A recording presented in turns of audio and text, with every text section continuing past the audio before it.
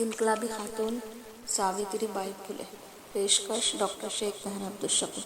हमारा channel like करें, subscribe करें, शुक्रिया। हिंदुस्तान की तालीम निस्वा की तारीख का चमकता हुआ नाम Savitri by Phule. Savitri by की पैदाइश 3 जनवरी 1831 को नायगांव में हुई। उन्हें बचपन से ही तालीम हासिल करने का बहुत शौक था, मगर यह शौक शादी के बाद पूरा हुआ। ज्योतिबा फुले पूना के रहने वाले एक पढ़े लिखे इंसान थे। इनकी सावित्री बाई से शादी हुई और इन्होंने अपनी बीवी को भी तालीम दिलाई।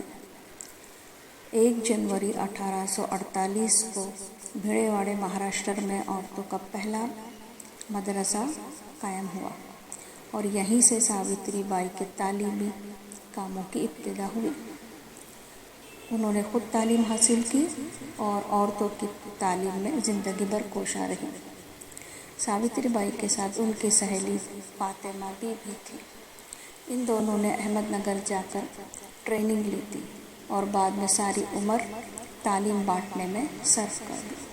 सावित्री बाई फुले को सामाजिक कामों का भी बहुत शौक था। जब ज्योतिबा फुले के तालीमी और सामाजिक कामों की वजह से उनके वालिद ने उन्हें घर से बाहर कर दिया, उस वक्त ऐसे नाजुक वक्त में उस्मान शेख जो उनके दोस्त उनके बहुत काम आए।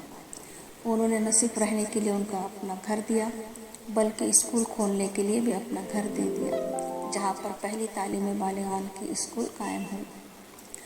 फातिमा भी और सावित्री बाई साथ साथ ही अपना फ़र्ज निभाती रही। उन्होंने पत्थर खाए, लोगों की गालियाँ खाई, मगर अपने काम से पीछे नहीं हटी। सावित्री बाई फुले को तालीमी कामों के अलावा सामाजिक कामों का भी बहुत शौक था। वह हर वक्त औरतों की फ़िक्र में मुलव्वस रहती। उन्होंने बेवा औरतों के लिए काम किया। उन्होंने गलत रस्म व रिवाज के ख़िलाफ़ आवाज़ें उठाई और सारी ज़िंदगी अपने इसी काम में लगा दी। समाजी और तालीमी कामों के अलावा सावित्री बाई को अदब से भी बहुत लगाव था। काऊ फुले उनकी मशहूर नज़्मों का मजमुआ है, जिसमें उन्होंने अपने ख़यालात का इजहार किया है।